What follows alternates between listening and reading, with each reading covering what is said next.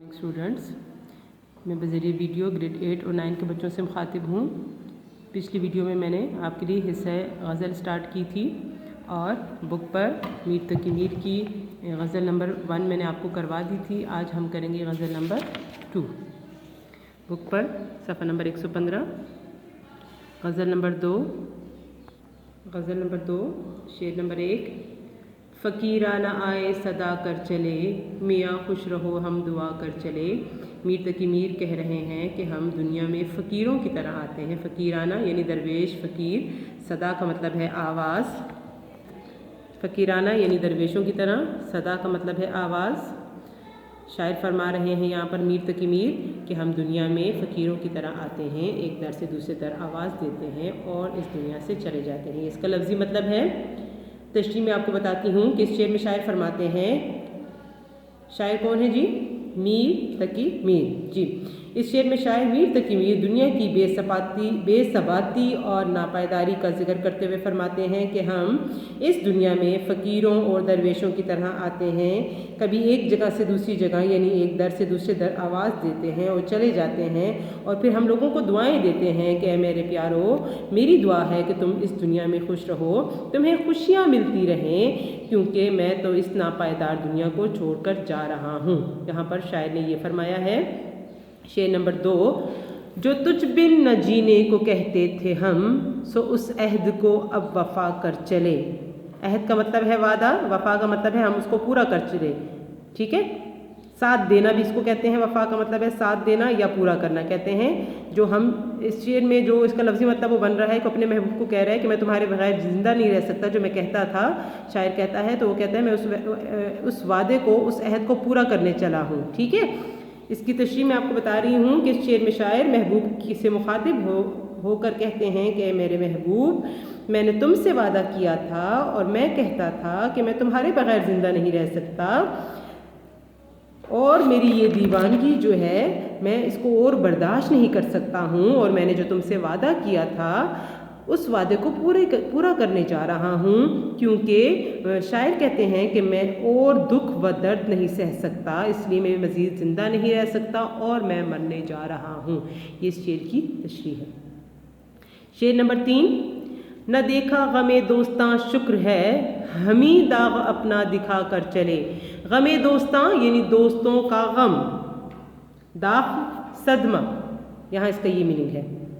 यानी शायर कह रहा है कि शुक्र है कि मैंने दोस्तों का गम नहीं देखा, बस मैं अपने ही गम अपने दोस्तों को देख के दुनिया से रुखसत हो रहा हूँ। तशरीह देखें जी।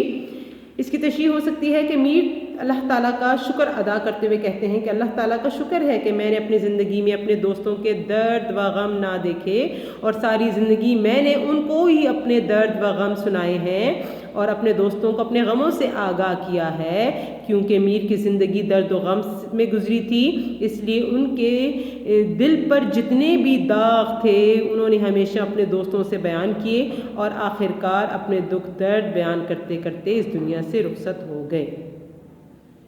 शेर नंबर 4। शिफा अपनी तकदीर ही में न थी कि मकदूर तक तो दवा कर चले। शिफा सेहतयाबी कह सकते हैं इसको, तंदुरुस्ती। तकदीर यानी मुकद्दर की बात कर रहे हैं, तकदीर, और ये मकदूर का मतलब है यानी अपनी हैसियत के मुताबिक। मकदूर का मतलब है अपनी हैसियत के मुताबिक, यानी शायर कहता है कि मेरी तकदीर में शिफा नहीं थी, तंदुरुस्ती नहीं थी, यानी जहाँ तक मुझसे हो सका मैंने उसकी दवा ज़रूर की। मकदूर यानी जहाँ तक मुझसे हो सका मैंने उसके लिए इलाज उसका ज़रूर किया। इसकी तशरीह है। इस शेर में शायर मायूसाना अंदाज में अपनी तकदीर से शिकायत करते हुए कहते हैं कि मुझसे जितना हो सका मैंने अपने मर्ज़ इश्क का इलाज किया, जितनी मेरी हैसियत थी और जितना मुझ में हौसला था, मगर इस मर्ज़ से सेहतयाब होना मेरी किस्मत में नहीं था। ये मर्ज़ मेरे लिए जानलेवा साबित हुआ और अब मैं इस दुनिया से जा रहा हूँ। ये है शेर नंबर 4। शेर नंबर 5 देखें। वो क्या चीज़ है आह जिसके लिए हर एक चीज़ से दिल उठा कर चले।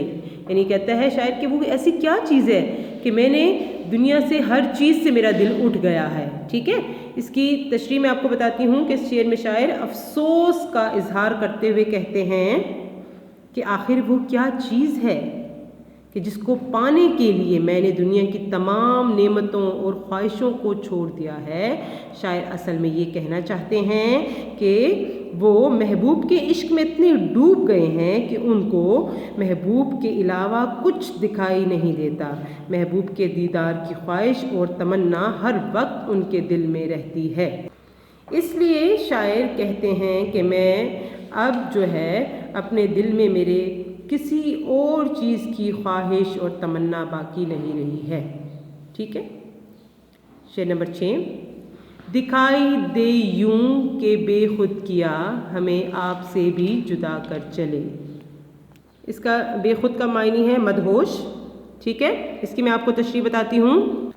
اس شعر میں شاعر جو ہے محبوب کے حسن کو بیان کرتے ہوئے کہتے ہیں کہ جب میرا محبوب میرے سامنے بناؤ سنگھار کر کے آتا ہے تو میرے ہوش اڑ جاتے ہیں۔ یہ شاعر فرما رہے ہیں اس شعر کے اندر، وہ کہتے ہیں کہ ان کو وہ اتنا خوبصورت اور حسین لگتا ہے کہ وہ اس کے حسن کی تاب نہ لاتے ہوئے بے ہوش ہو جاتا ہے اور وہ اپنے آپ میں نہیں رہتا، مدہوش ہو جاتا ہے۔ جیسے یہاں پر شعر کے اندر بھی لکھا ہوا ہے بے خود، یعنی وہ بے خود ہو جاتا ہے، اپنے آپ میں نہیں رہتا، بے ہوش ہو جاتا ہے، مدہوش ہو جاتا ہے، اور اس کو ایسا لگتا ہے کہ اس کے ہوش و حواس کام نہیں کر رہے اور وہ اپنے آپ سے بھی بے خبر ہو جاتا ہے۔ ٹھیک ہے جی، اگلے پیج پر ہے شعر نمبر 7۔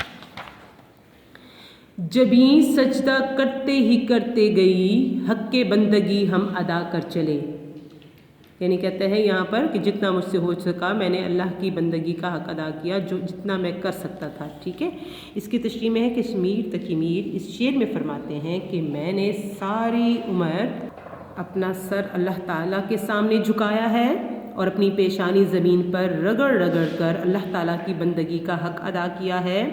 یعنی وہ کہتے ہیں کہ مجھے کوئی پچھتاوا نہیں، کیونکہ میں نے ساری عمر اللہ کی عبادت کی ہے، اس لیے مجھے کوئی افسوس نہیں، میرے دل کو تسلی ہے اور اطمینان ہے اور میں اس دنیا سے رخصت ہو رہا ہوں۔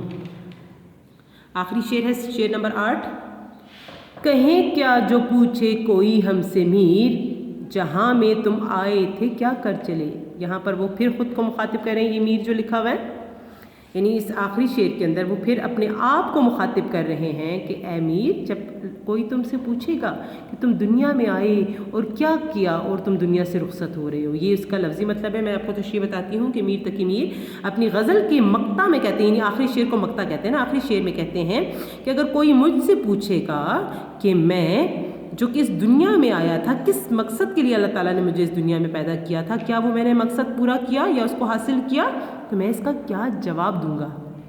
وہ سوچ رہے ہیں کہ میں اس کا کیا جواب دوں گا کہ جس مقصد کے لیے اللہ تعالیٰ نے مجھے اس دنیا میں بھیجا میں نے وہ پورا کیا، کیونکہ میں اس دنیا میں آنے کا جو اصل مقصد تھا وہ تو مجھ سے ادا نہ ہو سکا۔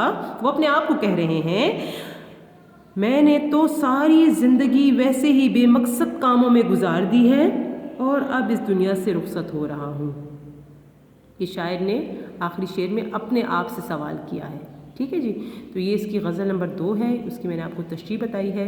اب آپ اس کو ایکسرسائز کو دیکھیں۔ ایکسرسائز میں کوسچن نمبر 1 ہے کہ پہلی غزل کا مطلع لکھیں، تو مطلع میں نے آپ کو پہلے بھی بتا دیا کہ جو نظم یا غزل کا جو پہلا شعر ہوتا ہے، یعنی اس کی تعریف ہے کہ کسی بھی نظم یا غزل کا پہلا شعر جو ہم قافیہ ہم ردیف و مطلع کہلاتا ہے۔ ٹھیک ہے، تو پہلی غزل کا جو پہلا شعر ہے وہ اس کا آنسر ہے۔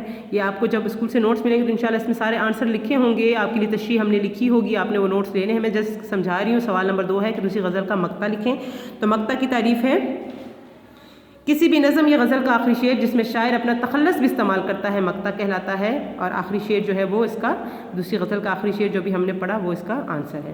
پھر ہے پہلی غزل کے قوافی لکھیں، تو قوافی کا مطلب ہے قافیہ، تو قافیہ کی تعریف ہے ایسے ہم وزن الفاظ جو ہر شعر کے آخری دوسرے مصرعے میں ردیف سے پہلے بار بار آتے ہیں وہ قوافی کہلاتے ہیں۔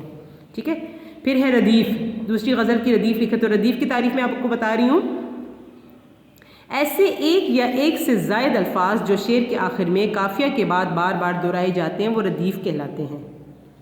ٹھیک ہے، جیسے اب یہ ہم نے غزل نمبر 2 پڑھی، اس میں کر چلے یہ آخری ورڈ جو ہے ہر شعر کے لاسٹ میں جو آ رہا ہے کر چلے یہ سارے الفاظ جو ہیں یہ آپ کے اس کے ردیف ہیں یہ۔